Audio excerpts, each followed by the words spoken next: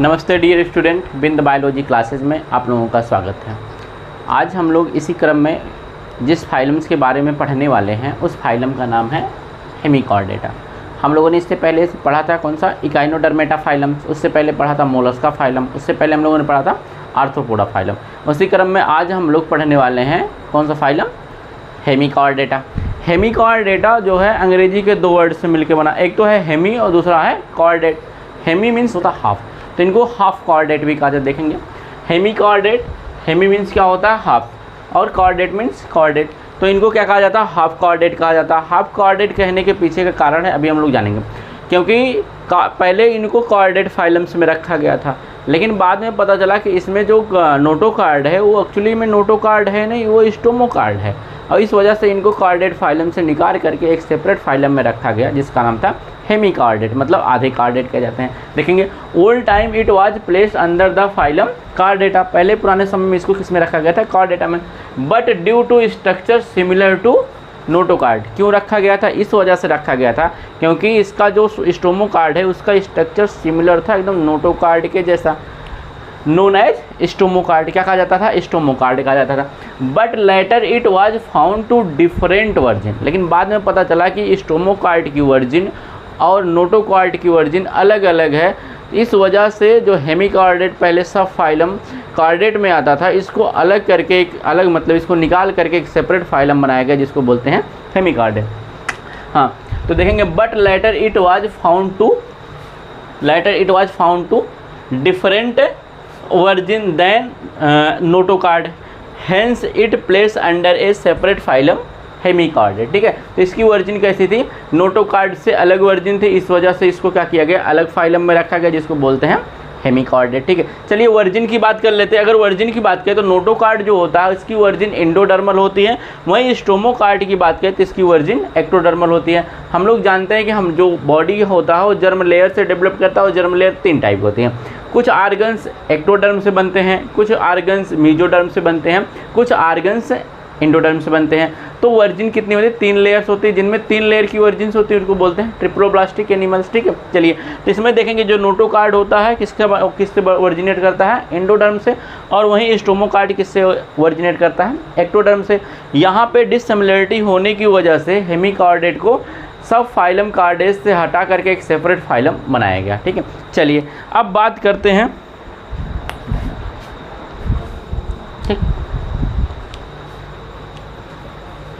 ठीक सा, अब बात करते हैं जो हेमिकॉर्डेट्स होते हैं इनकी बॉडी की बात कर लेते हैं। हेमिकॉर्डेट की जो बॉडी होती है 3 पार्ट में डिवाइड होती है। कितने पार्ट में डिवाइड होती है, 3 पार्ट में। अगर बात करें किसका, हेमिकॉर्डेट की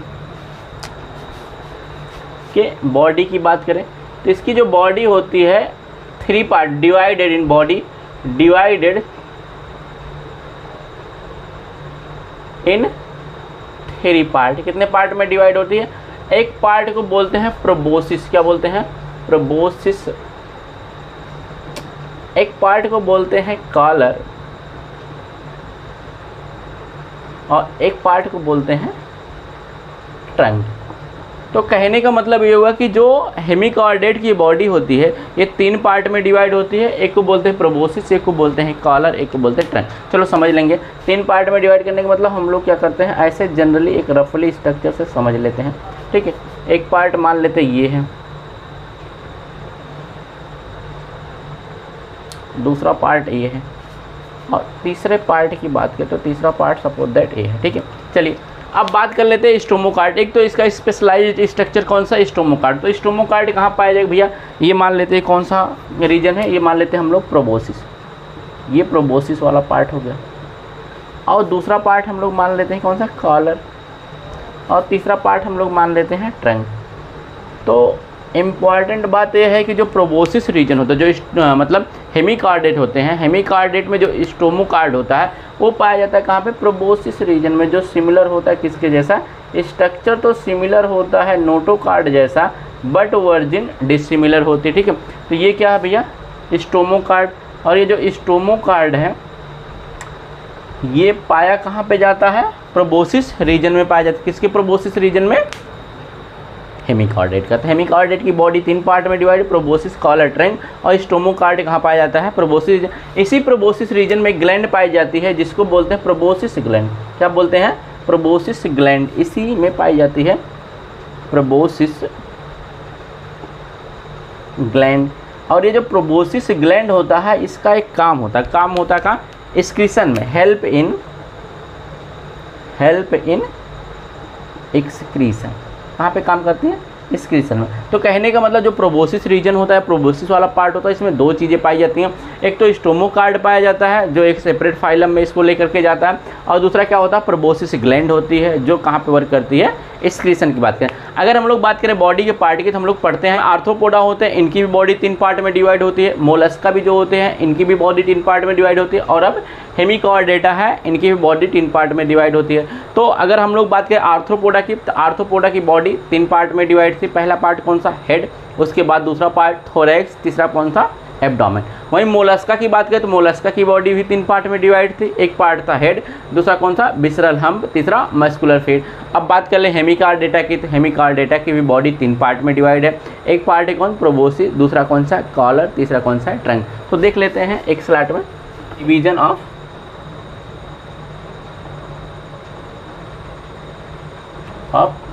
बॉडी की बात की जाए तो बॉडी कितने पार्ट में डिवाइड होती है? 3 पार्ट में। किसकी किसकी भी बात कर लेते हैं।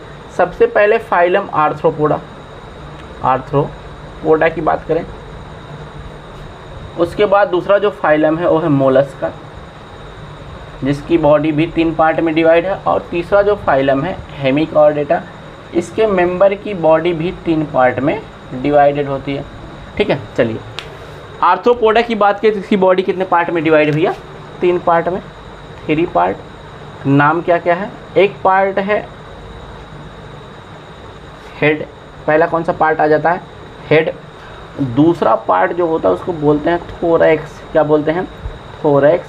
और तीसरा जो पार्ट होता है उसको बोलते हैं एब्डोमेन। क्या बोलते हैं? एब्डोमेन। किसकी बात कर रहे हैं? आर्थ्रोपोडा की। आर्थ्रोपोडा की बॉडी 3 पार्ट में, हेड, थोरैक्स और एब्डोमेन। वहीं बात कर लें किसके? मोलस्का की। तो मोलस्का की भी बॉडी 3 पार्ट में डिवाइड है। कितने पार्ट में? 3 पार्ट में। पहला जो पार्ट है उसका नाम होता है हेड। दूसरा पार्ट जो होता है इसको बोलते हैं विसरल हम्प। और तीसरा जो पार्ट होता है उसको बोलते हैं मस्कुलर फूट। क्या बोलते हैं? मस्कुलर फूट। हम जानते हैं विसरल हम्प पे एक कवरिंग होती है स्पंजी जिसको बोलते थे मेंटल, उसके बीच में कैविटी थी जिसको बोलते हैं मेंटल कैविटी। और मेंटल कैविटी में एक फिदर लाइक स्ट्रक्चर्स पाया जाता था जिसको गिल्स कहते थे, और वो 2 जगहों पे काम करता था, एक रिस्पिरेशन में, दूसरा एक्सक्रीशन में। ठीक है, चलिए अब बात कर ले आर्थ्रोपोडा की बॉडी 3 पार्ट में डिवाइड हो गई, हेड, थोरैक्स और एब्डोमेन। इसकी भी बॉडी 3 पार्ट में डिवाइड हो गई। कौन कौन सा? हेड, विसरल हम्प और मस्कुलर फूट। ठीक है, वहीं बात करें हेमिकॉर्डेटा की, तो हेमिकॉर्डेटा की भी बॉडी 3 पार्ट में डिवाइड होती है। क्या नाम होता है? पहला जो नाम होता है उसको बोलते हैं प्रोबोसिस। क्या हो? पहला जो पार्ट है उसका नाम है प्रोबोसिस, दूसरा जो पार्ट है उसका नाम है कॉलर, और तीसरा जो पार्ट है उसका नाम है ट्रंक। ठीक है, ट्रंक। तो आर्थ्रोपोडा की बॉडी 3 पार्ट में, हेड, थोरैक्स, एब्डोमेन। मोलस्का की बॉडी 3 पार्ट में, head, visceral hump and muscular feet. वहीं हेमिकॉर्डेटा की बात करें तो इसकी भी बॉडी 3 पार्ट में डिवाइड होती है, प्रोबोसिस, कॉलर एंड ट्रंक। चलिए हेमिकॉर्डेटा के जनरल कैरेक्टर्स की बात कर लेते हैं कि हेमिकॉर्डेट का जनरल कैरेक्टर्स क्या क्या है। General characters of hemichordate. ठीक है, चलिए हेमिकॉर्डेट्स के जनरल कैरेक्टर की बात करें तो सबसे पहला जो कैरेक्टर्स है इसको हम लोग बोलते हैं, पहला कौन? हैबिटॉट। क्या भैया? हैबिटॉट। कि हैबिटॉट की बात करें तो जो हेमिकॉर्डेट के मेंबर्स हैं ये पाए कहाँ जाते हैं? तो हेमिकॉर्डेट के जो मेंबर्स हैं ये पानी में पाए जाते हैं। कहाँ पाए जाते हैं? पानी में पाए जाते हैं। तो कहने का मतलब इनका हैबिटेट कैसा हो जाएगा? एक्वाटिक। कैसा हैबिटेट हो जाएगा? एक्वाटिक। अब एक्वाटिक में 2 टाइप के कंडीशंस बनती है कि फ्रेश वाटर वाले होते हैं कि मैरीन वाटर। तो जितने भी हेमिकॉर्डेट के मेंबर्स हैं सब के सब समुद्रों में पाए जाते हैं, सिर्फ और सिर्फ समुद्रों में पाए जाएंगे और नदी तालाबों में नहीं पाए जाते हैं। तो इनका हैबिटाट कैसा हो जाएगा, एक्वेटिक, और एक्वेटिक में एक्सक्लूसिव मैरीन, सिर्फ और सिर्फ समुद्री। कैसे क्या होगा, एक्वेटिक, एक्वेटिक में कैसा हो जाएगा, एक्सक्लूसिव मैरीन, सिर्फ और सिर्फ भैया कहाँ पाए जाएंगे, समुद्रों में पाए जाएंगे।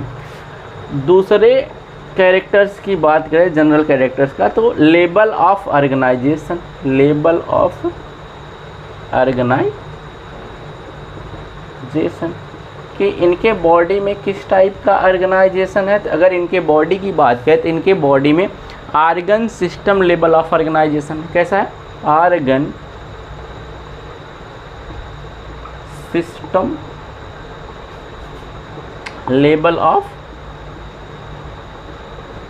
ऑर्गेनाइजेशन। तो कैसा ऑर्गेनाइजेशन है भैया, organ system level of organisation. तीसरी बात करें बॉडी प्लान की, तो भैया बॉडी प्लान कैसा है इनका, क्योंकि हम लोग जानते हैं बॉडी प्लान 3 टाइप का होता है, cell aggregate, blind sac, tube within tube. तो इनका जो बॉडी प्लान है ट्यूब विद इन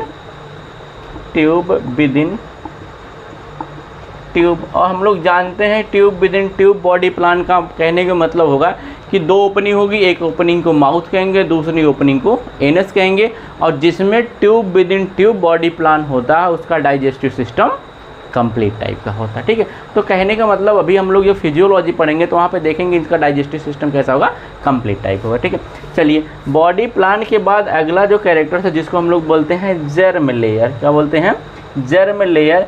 तो भैया इसकी जो वर्जिन हुई है कितने जर्म लेयर से हुई है, तो इसकी वर्जिन 3 जर्म लेयर से हुई है। कितनी, 3 जर्म लेयर।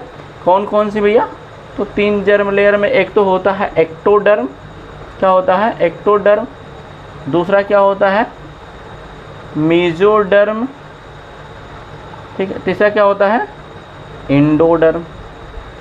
तो इसकी पूरी बॉडी 3 लेयर से मिल करके बनती है। कुछ आर्गन्स एक्टोडर्म बनाते हैं, कुछ आर्गन्स मेसोडर्म बनाते हैं, कुछ आर्गन्स एंडोडर्म बनाते हैं। ठीक है, तो इस तरीके से 3 लेयर से ये लोग क्या करते हैं, ओरिजिनेट करते हैं। इसी वजह से इनको ट्रिप्लोब्लास्टिक एनिमल्स भी कहा जाता है।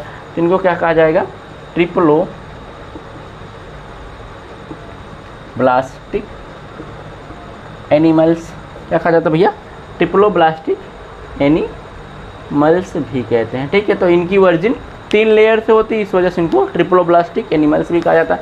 अगले जनरल कैरेक्टर्स की बात करें तो अगला जो जनरल कैरेक्टर्स है जिसको बोलते हैं सीलोम, क्या बोलते हैं भैया, सीलोम। सीलोम या बॉडी कैविटी, कि भैया इसके बॉडी में सीलोम पाए जाते हैं या बॉडी कैविटी पाई जाती है। तो हाँ, बॉडी कैविटी प्रेजेंट होती है, body cavity present, body cavity पाई जाती है। और बॉडी कैविटी जिसमें पाई जाती है उसको सीलोमेट या यूसीलोमेट कहा जाता है। तो इनको क्या कहते हैं, यूसीलोमेट भी कहते हैं भैया, यानी बॉडी कैविटी प्रेजेंट होती है, इसी वजह से इनको क्या बोलते हैं, यूसीलोमेट, यूसीलोमेट। तो इनको यूसीलोमेट कहते हैं। हैबिटाट कैसा हो गया, aquatic, exclusive marine, level of organisation कैसा है, organ system level of organisation, body plan tube within tube body plan है, जर्म लेयर 3 होती है, ट्रिप्लोब्लास्टिक कहा जाता है। और सीलोम की बात करते हैं तो सीलोम इनमें पाया जाता है, इनको यूसीलोमेट कहते हैं। इसी क्रम में और भी जनरल कैरेक्टर्स है उसके बारे में देखते हैं, उनको देखते हैं। छठा मेटामेरिज्म। ठीक है, चलिए मेटामेरिज्म की बात करें सिगमेंट की, तो इसके बॉडी में सिगमेंट क्या होता है, एब्सेंट होता है। सिगमेंट क्या होगा, एब्सेंट होगा, मतलब ये सिगमेंट लेस होते हैं। ठीक है, अगले कैरेक्टर्स की बात करें, अगला कैरेक्टर सिमेट्री, कि भैया इसकी बॉडी जो है इसमें कैसी सिमेट्री पाई जाती है। तो अगर इसकी बात करें किसकी, हेमिकॉर्डेट का, तो इसकी जो बॉडी होती है इसमें बाईलैटरल सिमेट्री पाई जाती है। सिमेट्री कैसी है, बाईलैटरल कहने का मतलब ये हो कि इसकी बॉडी को 2 पार्ट में सिर्फ एक लाइन से डिवाइड किया जाता है, जिसको बोलते हैं मीडियन लाइन, और कहीं से भी आप इसकी बॉडी को 2 पार्ट में डिवाइड नहीं कर सकते हैं, मतलब आर्गन से इक्वली डिस्ट्रीब्यूट नहीं होंगे। ठीक है, तो सिमेट्री कैसी है, बाईलैटरल सिमेट्री।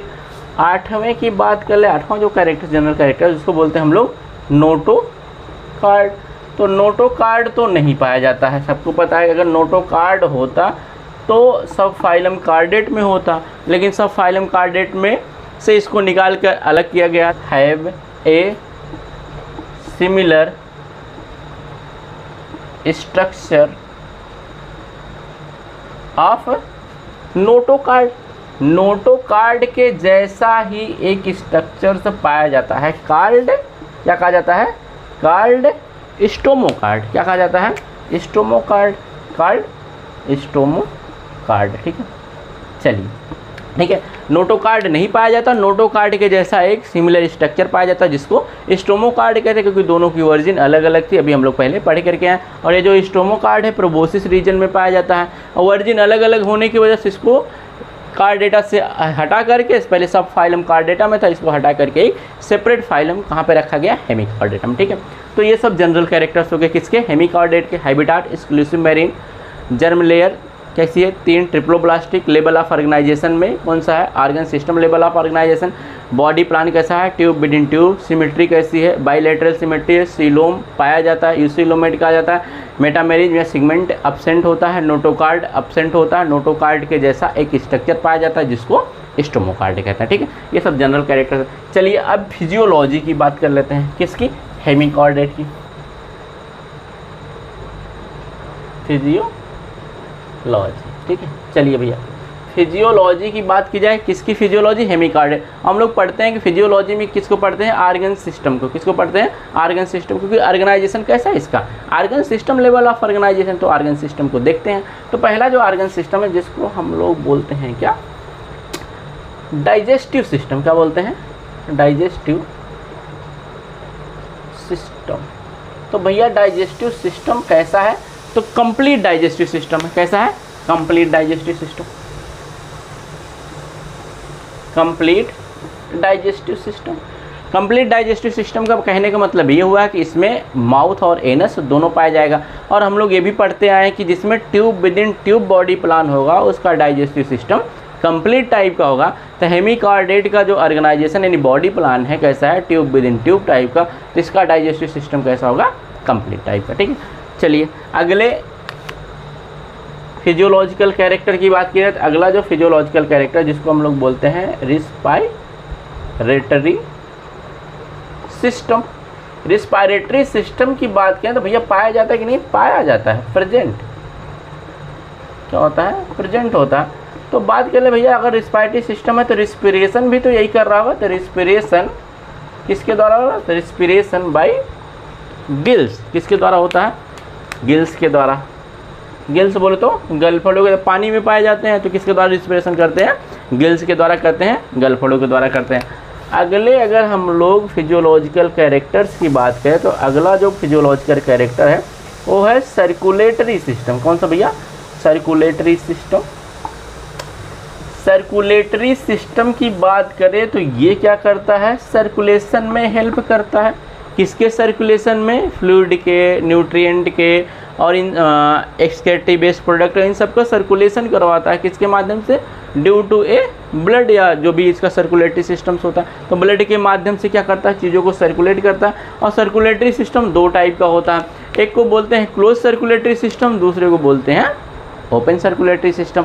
तो क्लोज सर्कुलेटरी सिस्टम कहने का मतलब क्या हुआ कि इसमें ब्लड जो होता है ब्लड वेसल्स के अंदर बहेगा, और ओपन सर्कुलेटरी सिस्टम में ब्लड वेसल्स के अंदर नहीं बहता, ओपन स्पेसेस में बहता है, जिसको कैविटी या साइनसिस कहा जाता है। ठीक है, तो बात करें कि भैया हेमिकॉर्डेटा जो है इसका सर्कुलेटरी सिस्टम कैसा है, तो इसका सर्कुलेटरी सिस्टम ओपन टाइप का है। कैसा है, ओपन टाइप का है। कहने का मतलब ये हुआ कि इसमें क्या नाम है, ब्लड वेसल्स नहीं पाई जाती हैं और ब्लड का फ्लो एम्प्टी स्पेसेस में होता है। ठीक है, चलिए अगले सिस्टम की बात करें तो अगला जो सिस्टम है जिसको हम लोग बोलते हैं एक्सक्रीटरी सिस्टम। क्या बोलते हैं, एक्सक्रीटरी सिस्टम। एक्सक्रीटरी सिस्टम की अगर बात की जाए तो हर ऑर्गेनिज्म के बॉडी के अंदर कुछ ना कुछ मेटाबॉलिक बेस्ड प्रोडक्ट का फॉर्मेशन होता है, उसको बॉडी से बाहर निकालना ही एक्सक्रीशन कहलाता है। और ये जिस सिस्टम के द्वारा परफॉर्म किया जाता है उसको बोलते हैं एक्सक्रीटरी सिस्टम। तो इसमें एक्सक्रीटरी सिस्टम भैया पाया जाता है कि नहीं, तो पाया जाता है। और किसके द्वारा एक्सक्रीशन, जब एक्सक्रीटरी सिस्टम होगा तो किसी न किसी के द्वारा एक्सक्रीशन हो रहा है। तो एक्सक्रीशन बाया अभी हम लोग पहले पढ़ के आए हैं कि इसकी बॉडी 3 पार्ट में डिवाइड है, एक प्रोबोसिस, दूसरा कॉलर, तीसरा ट्रंक। और प्रोबोसिस रीजन में 2 चीज़ पाया जाता था, एक स्टोमोकार्ड पाया जाता था और दूसरा प्रोबोसिस ग्लैंड पाई जाती थी। और प्रोबोसिस ग्लैंड का काम क्या था? एक्सक्रीशन में। तो यहाँ पे एक्सक्रीशन बाय किसके द्वारा होगा? प्रोबोसिस ग्लैंड के द्वारा भैया। तो एक्सक्रीशन किसके द्वारा होता भैया? प्रोबोसिस ग्लैंड के द्वारा। नेक्स्ट फिजियोलॉजिकल कैरेक्टर्स की बात करें तो इनके सेक्सेस की बात कर लेते हैं। किसकी बात कर ले? सेक्सेस। अगर सेक्सेस की बात कर ले तो ये जो जीव होते हैं कौन से? हेमिकॉर्डेट के, इनके जो सेक्स होता है सेपरेट होते हैं, मतलब सेपरेट होते हैं, मेल्स अलग होगा, फीमेल्स अलग होगा। तो कहने का मतलब ये जो जीव होंगे कैसे होंगे? यूनिसेक्सुअल। तो सेक्सेस सेपरेटेड सेक्स ऑर्गन, मतलब क्या हुआ कि मेल अलग होंगे, फीमेल अलग होंगे। तो कहने का मतलब इसके जो जीव होंगे कैसे होंगे? यूनिसेक्सुअल। सेपरेटेड सेक्स ऑर्गन, ठीक है। क्या हो गया? सेक्स ऑर्गन सेपरेट होंगे, मतलब मेल्स अलग होगा और फीमेल्स अलग होंगे। तो कहने का मतलब इसके जो जीव होंगे कैसे होंगे? यूनिसेक्सुअल टाइप होंगे। अब बात कर लें किसका? रिप्रोडक्शन का, कि भैया इसमें रिप्रोडक्शन कैसा होगा? जीव तो कैसे हो गए? यूनिसेक्सुअल टाइप के, तो रिप्रोडक्शन कैसा होगा? तो इसमें जो रिप्रोडक्शंस होता है वो सेक्सुअल टाइप का होता है। कैसा होता है? सेक्सुअल रिप्रोडक्शन होता है। सेक्सुअल रिप्रोडक्शन, ठीक भैया। कैसा होगा? रिप्रोडक्शन कैसा होगा? Sexual reproduction. रिप्रोडक्शंस के बाद अगला फिजियोलॉजिकल कैरेक्टर जो होता है जिसको बोलते हैं फर्टिलाइजेशन। तो फर्टिलाइजेशन 2 टाइप का होता है। कुछ में फर्टिलाइजेशन बॉडी के अंदर होते हैं जिसको बोलते हैं इंटरनल फर्टिलाइजेशन, कुछ में फर्टिलाइजेशन बॉडी के बाहर होता है जिसको बोलते हैं एक्सटर्नल फर्टिलाइजेशन। तो भैया हेमिकॉर्डेट के मेंबर्स में जो फर्टिलाइजेशन थोड़ा एक्सटर्नल होगा कि इंटरनल, इसमें जो फर्टिलाइजेशन होता है वो होता है एक्सटर्नल। एक्सटर्नल बोले तो बॉडी से बाहर होता है, इस वजह से इसमें जो फर्टिलाइजेशन इसको बोलते हैं क्या? External type of fertilisation. चलिए ठीक है, बात कर ले डेवलपमेंट की। इसकी बात करें डेवलपमेंट की, अगर बात करें तो डेवलपमेंट 2 टाइप का होता है। एक तो होता है डायरेक्ट डेवलपमेंट, दूसरा होता है इनडायरेक्ट डेवलपमेंट। डायरेक्ट डेवलपमेंट में इंटरमीडिएट स्टेज यानी लार्वा स्टेज नहीं पाई जाती है और इनडायरेक्ट डेवलपमेंट में लार्वा स्टेज पाई जाती है। तो भैया हेमिकॉर्डेट के जो मेंबर्स होते हैं इनका डेवलपमेंट डायरेक्ट होता है कि इनडायरेक्ट? तो हेमिकॉर्डेट के मेंबर का डेवलपमेंट इनडायरेक्ट होता है। कैसा होता है भैया? Indirect development. कैसा होगा? इनडायरेक्ट डेवलपमेंट, ठीक है। अगर इनडायरेक्ट डेवलपमेंट होगा तो कहने का मतलब लार्वा पाया जाएगा। लार्वा क्या होता है? प्रेजेंट रहता है, ठीक है। चलिए अब बात कर लेते हैं लार्वा का। भैया जब लार्वा प्रेजेंट है तो लार्वा का नाम क्या है? तो लार्वा की अगर बात करें तो लार्वा जो होता है टर्नेरिया लार्वा। तो क्या नाम होता है? टर्नेरिया। इसमें जो लार्वा होता है उसका नाम होता है टर्नेरिया लार्वा। तो क्या नाम होता है? टर्नेरिया लार्वा, ठीक है। तो बात कर लें फिजियोलॉजिकल कैरेक्टर्स। फिजियोलॉजिकल कैरेक्टर में डाइजेस्टिव सिस्टम कंप्लीट टाइप का, रिस्पायरेटरी सिस्टम पाया जाता है, रिस्पिरेशन गिल्स के द्वारा होता है, सर्कुलेटरी सिस्टम ओपन टाइप का होता है, एक्सक्रीटरी सिस्टम प्रोबोसिस ग्लैंड के द्वारा होता है, सेक्सेस सेपरेटेड होते हैं, जीव कैसे होंगे? यूनिसेक्सुअल होंगे, रिप्रोडक्शन सेक्सुअल टाइप का होता है, फर्टिलाइजेशन एक्सटर्नल होता है, डेवलपमेंट इनडायरेक्ट होता है, लार्वा पाया जाता है, लार्वा को बोलते हैं टर्नेरिया लार्वा, ठीक है। चलिए एग्जाम्पल की बात कर लेते हैं कि भैया जो हेमिकॉर्डेट के मेंबर्स हैं यानी हेमिकॉर्डेट जो फाइलम्स है इसमें कौन कौन से मेंबर्स आते हैं। तो हेमिकॉर्डेट के अगर एग्जाम्पल्स की बात करें तो इसमें 2 मेंबर्स आते हैं। एक का नाम है ब्लेनोग्लॉसस,